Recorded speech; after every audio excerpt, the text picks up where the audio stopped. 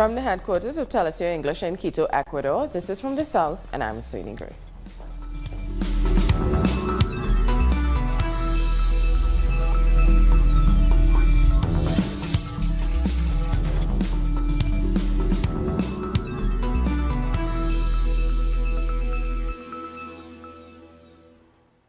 We start in Mexico, where overcrowding in makeshift camps in the border city of Tijuana has sparked fears of a health crisis among migrants and medical teams.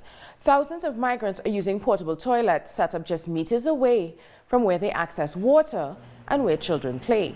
To avoid the risk of an epidemic, doctors are offering vaccinations and are treating sick migrants. Bad, very bad. Are you worried? Very, because with children it is horrible. It's very dirty. That's why we try to keep it clean out here. Epidemics happen in conditions such as this. Our job here is to stop this from happening. We have a vaccination program. We are doing this now and yesterday, and today we started vaccinating against chickenpox, even though it's not serious. We are still going to vaccinate all children here in the shelter. Faced with what could be weeks or months before making entry into the United States, migrants are faced with the decision of whether to try and stay and work in Mexico or to head home, particularly with worsening conditions and the aggression from U.S. border agents last weekend.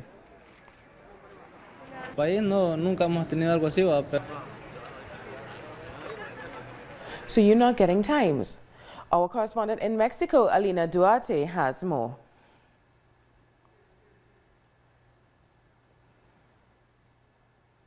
Okay, so we're waiting on that report from Alina Duarte, who's in Mexico. Migrants have arrived to this shelter. Around 200 have been deported after trying to cross the U.S. border last Sunday, and dozens of them have decided to go back to their countries they asked to be self-deported. Yesterday at the press conference, the migrants requested a number of things, including that the U.S. speed up the process to seek asylum, that the incoming Mexican government create a commission willing to negotiate with the migrants who wish to stay, and to stop the arbitrary, manipulate, and involuntary deportations. Additionally, they pleaded for solid information that could help to make better decisions and protect their lives. And demonstrations continue in Buenos Aires as protesters take to the streets to show their disapproval of Mauricio Macri's government and the G20's presence in Argentina. The city is going into lockdown, but a counter-summit organized by social organizations against the anti-austerity policies taking place despite the massive deployment of security forces. These imperialistic capitalist sectors from our country bring nothing other than laziness and hunger. They don't offer anything concrete, they don't resolve environmental issues, they resolve absolutely nothing. The only thing they are doing in our Americas is taking our natural resources. A number of leaders have already arrived in Argentina for the summit, among them Saudi Arabia's Crown Prince Mohammed bin Salman. Following the murder of the journalist Jamal Khashoggi, Prince Mohammed had hoped to rebuild his reputation at the summit in Buenos Aires. But now a prosecutor in the Latin American country has agreed to take up a case against bin Salman for possible war crimes committed in Yemen, where the humanitarian crisis is worsening. And still in Argentina, the People's Summit has kicked off with various social groups and political movements coming together in Buenos Aires. The summit aims to discuss an alternative agenda to the G20. This will be done through lectures and workshops on many topics, including capitalism, LGBTQ rights, feminism, amongst many others. The organizers are also planning to protest in front of the country's Congress on Thursday, a day before the G20 summit begins. Our correspondent Sabrina Roth is in Buenos Aires and she brings us more. The G20 summit has attracted large-scale protests around the world. This Friday and Saturday, world leaders will meet in the city of Buenos Aires.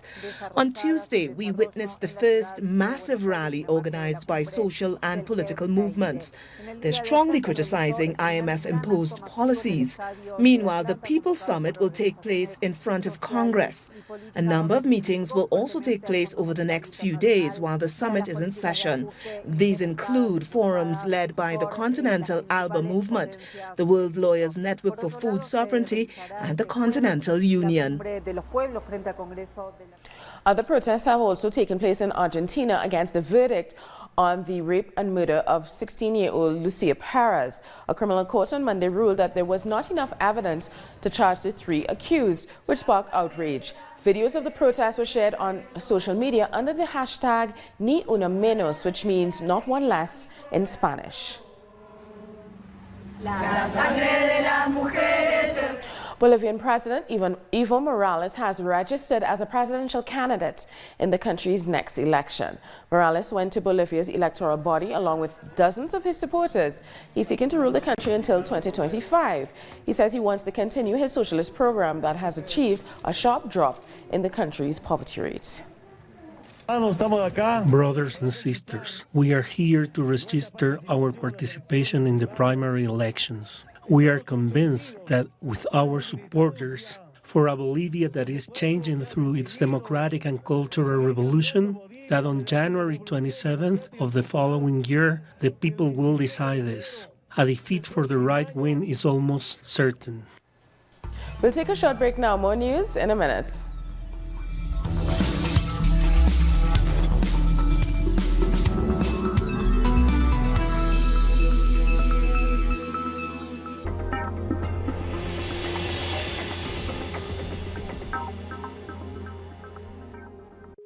The Pakistani journalist Tariq Ali examines the mass media influence promoted by imperialism. Get access to the analysis of the socio-economic and political life of the whole South America on our screen and platform in English.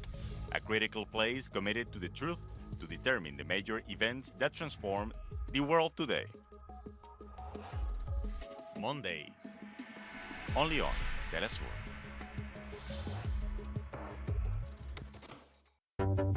With developing events being presented through analysis.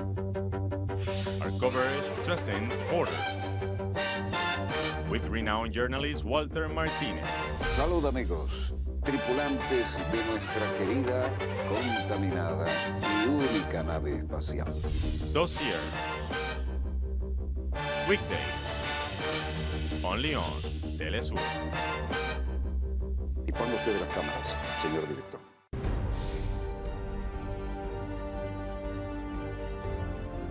Acompañamos a los pueblos que resisten en cada una de sus luchas. Somos esa ventana que se abre para visibilizarlos entre fronteras.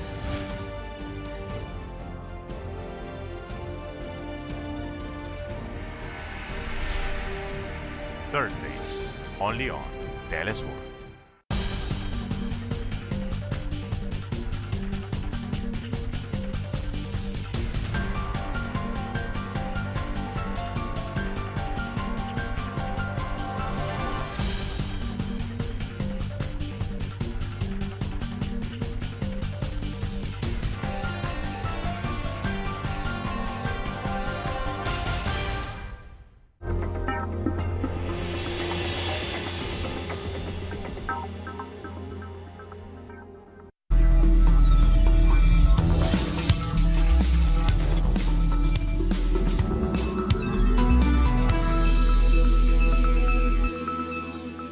Welcome back. The Ecuadorian Vice President Maria Alejandra Vicuña has rejected allegations made against her for irregular contributions when she was a legislator. Ecuadorian Vice President Maria Alejandra Vicuña has been accused of embezzlement by one of her former advisors, Ángel Sacbay, who has stated that Vicuña took bribes for political favors. Around $20,000 were deposited by Sacbay directly into the Vice President's bank account, who in a press conference rejected the accusations completely. The Secretary of Communication has reiterated the government's position and clarified that the President has not met personally with Vicuña, having only communicated with her via cell phone. Our work over the past 18 months has been to make any process independent and respectful. If there are any accusations against the Vice President, the appropriate institutions must handle it. Constitutional experts explained that the Constitution allows the President and Vice President of the country to be prosecuted for the crimes of bribery and illicit enrichment, concluding that this will be possible in the case of Vicuña. Once the prosecutor's office gathers all relevant evidence to present to the judges, they must then get approval from Congress so that a criminal case can begin. After that, the Vice President would be officially accused of embezzlement and her immunity removed. Some sectors are already talking about a politicized judgment. The National Assembly will not care if the crime was committed or not, just that there's an accusation. The court must decide whether there is enough proof and whether the Assembly ought to allow the trial. Analysts have also suggested that the intention of the government is to stay in line with banking interests and maintain its distance from the policies of the previous administration. President Moreno has left the Vice President to stand on her own. His administration is built around political persecution and bringing back neoliberalism. Any other president will try and defend the Vice President. He says he will let the judiciary be her defense. The Vice President has further announced that she has evidence to present to the prosecutor's office. According to her, Sagbay is being financed by those who want to generate political chaos in the country. Denise Herrera, Telesur, Ecuador. The Ecuadorian Ombudsman's Office has spoken about the situation of the former Vice President Jorge Glass. In light of Glass's health, they have urged the judiciary to decide on its position with regard to his medical attention. Glass has been on a hunger strike for over a month, condemning the inhumane conditions he's being held in, as well as what many call the political persecution of him. And Bolivian President Evo Morales has urged Ecuador to take care of Glass's health. On Twitter, Morales said that political differences should be left behind when there is a life at risk.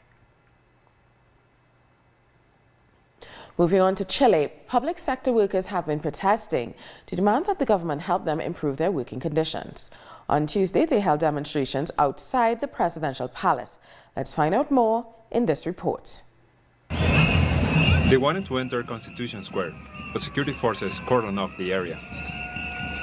This is bad because repression still exists in Chile. The dispute between the current government and the public sector broke out over salary negotiations, which they usually hold at the end of each year. Every year the government, but especially the current right-wing administration, doesn't improve the rights of public sector workers. In fact, they increasingly curb our rights and salaries. Public sector workers asked for a 7% salary increase, but the government has decided to freeze it at 3.1%. It is an embarrassment that the government is trying to give us a raise of 3.1% instead of 7%. These demonstrations represent the feeling of over 350,000 workers across the country, but their concerns appear to not matter to President Sebastián Piñera, who was hosting his Peruvian counterpart inside the palace. When workers have bigger incomes, the economy improves as well. So when the government of President Sebastián Piñera only gives pennies to workers, they don't only harm them, but in fact the whole country. The situation doesn't look good for workers. November 30th is the deadline for any salary negotiations. If they don't manage to reach an agreement, then there won't be any salary increases for 2019.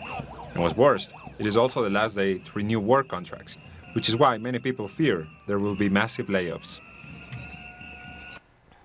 Sebastián Piñera's government and the public sector workers have reached an agreement after protests and negotiations on wage adjustment. Our correspondent Tiare Valenzuela has the details.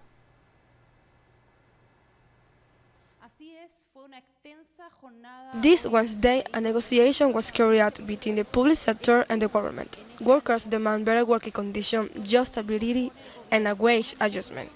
After 3 days of paralysis, workers finally managed to convince the government, obtaining a salary increase of 3.5% despite the 7% initially demanded by the sector. This negotiation comes to an end after the pressure exercised during 3 days, in which hospital, ministries and public service have been paralyzed. This agreement was signed by the vast majority of the unions, except for 2 of them that will consolidate their members.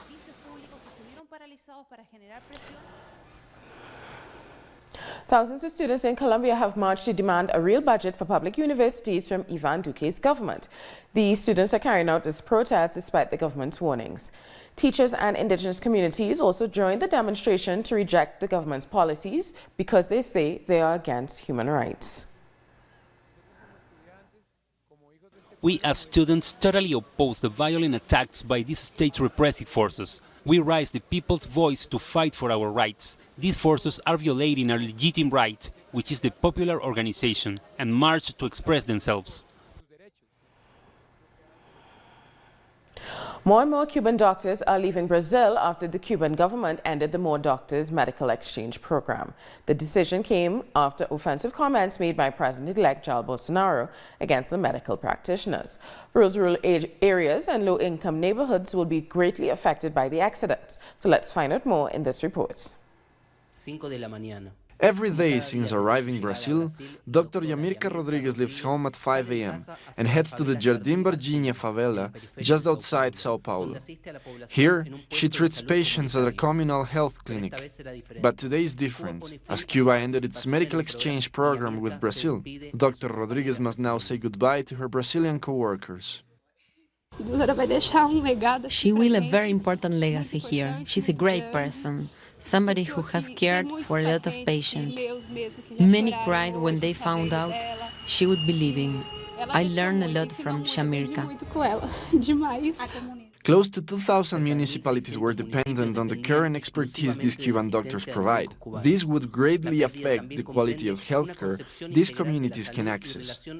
This, in a country where economic inequality has reached extreme levels. One of Dr. Rodriguez's patients embroidered her name on a gift so that she does not forget about her. I had strange wounds on my body, and for 3 years I went to private doctors to find a cure. In one visit, she solved my problem. I thank God for putting her in my life. WhatsApp messages from patients defy the meaning of the word saudade, a word that has no direct translation, but refers to a feeling of melancholy. I have cried so much.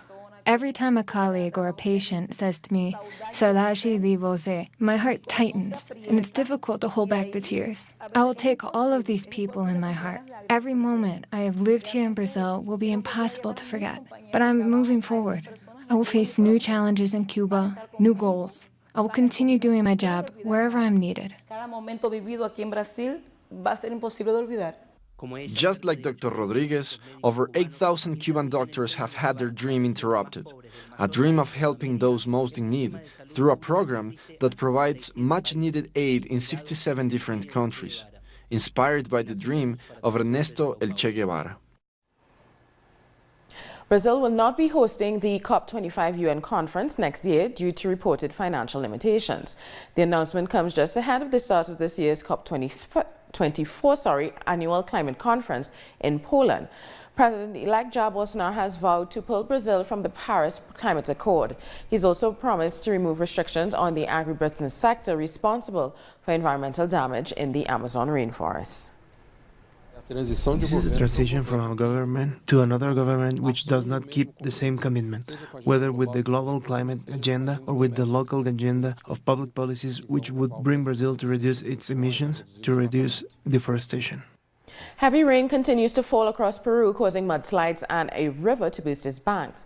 Local residents attempted to cross a highway made impassable by floodwater and mud, while school children were also amongst those directly affected, hoping to get to class despite the adverse weather conditions.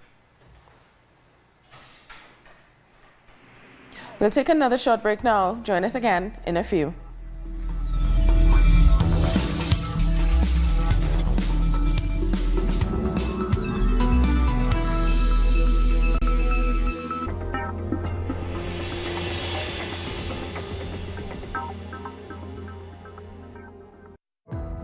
Our actions have an impact on the environment. It's our responsibility to change for the sake of our planet. Let's be part of this transition. Watch, preserve, and protect your Green Zone. Wednesdays, only on Telesur. In a world infested by inequalities, abuse of power, and injustice, the American journalist Abby Martin covers the struggle for fundamental rights worldwide, deepening into the search of files which uncover the empire's strategies through our screen and web platform in English. The Empire Files with Abby Martin. Tuesday, only on Telesur. An occasion to enjoy the cultural diversity that defines our South American essence. Come along to find out the story behind these personalities, traditions, and artistic expressions that unite us as a whole. Real Lives, Friday, only on Telesur.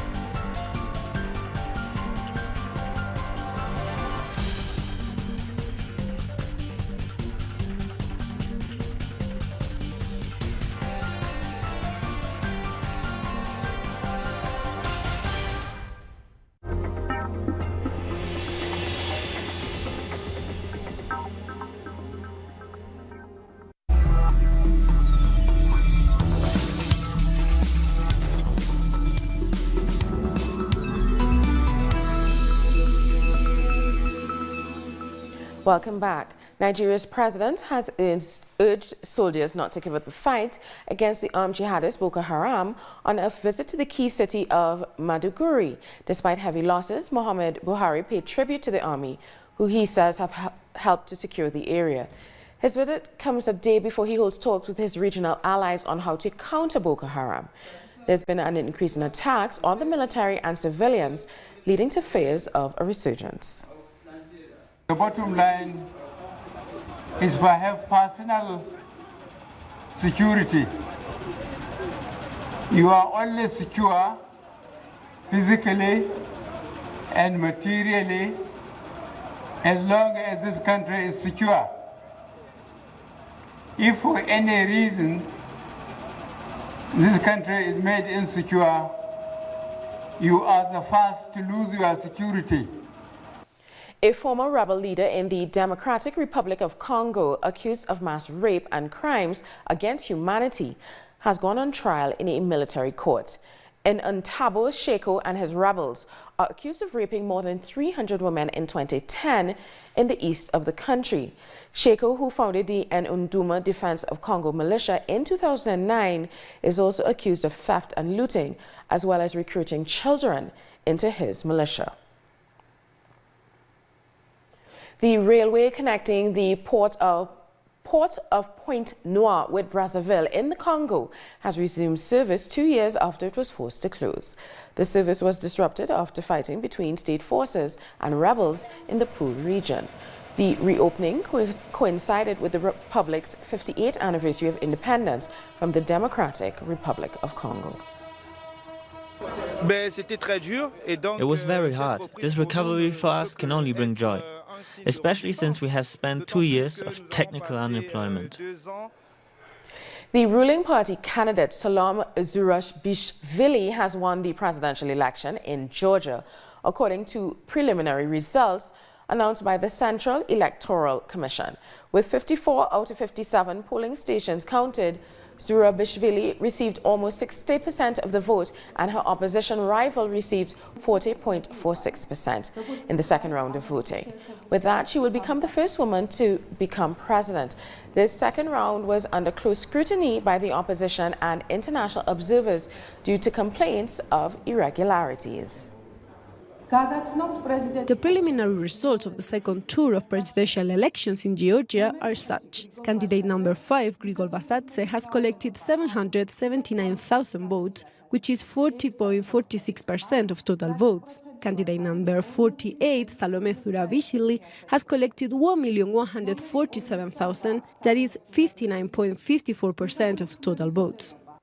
At least 10 people have been killed in Afghanistan after a bomb exploded outside a compound belonging to G4S, a British security contractor. Both Afghan and G4S officials have confirmed the incident and said that 19 people have been taken to hospital with serious injuries. The attack comes just a few days after a suicide bomber killed more than 55 people when he blew himself up during a religious gathering. The United States Senate has voted for a resolution to end the support of the U.S. military for the Saudi-led coalition's military offensive on Yemen. The resolution was passed by a vote of 63 to 37. This has reflected bipartisan anger at President Trump's response to the humanitarian crisis in Yemen and the murder of the Saudi journalist Jamal Khashoggi.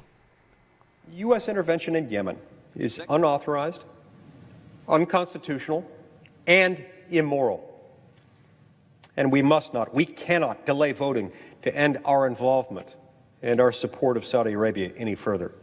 If we do, we have ourselves to blame for our country's lost credibility on the world stage. And more importantly, our own consciences will bear the blame for the thousands of lives that will surely continue to be lost. And Democrats in the U.S. have nominated Nancy Pelosi as the Speaker of the House of Representatives as they prepare to take over control of the House for the first time in more than 8 years. Meanwhile, Republicans are expected to vote against Pelosi, who previously held the same position between 2007 and 2011. Pelosi has also promised to hold investigations into the Trump administration's activities following 2 years of inertia by the Republicans. That story has brought us to the end of this newscast. For these and many other stories, you can find them on our website at telesierenglish.net. Our viewers in Africa, we are on Star channel 461 in South Africa and 539 in Nigeria.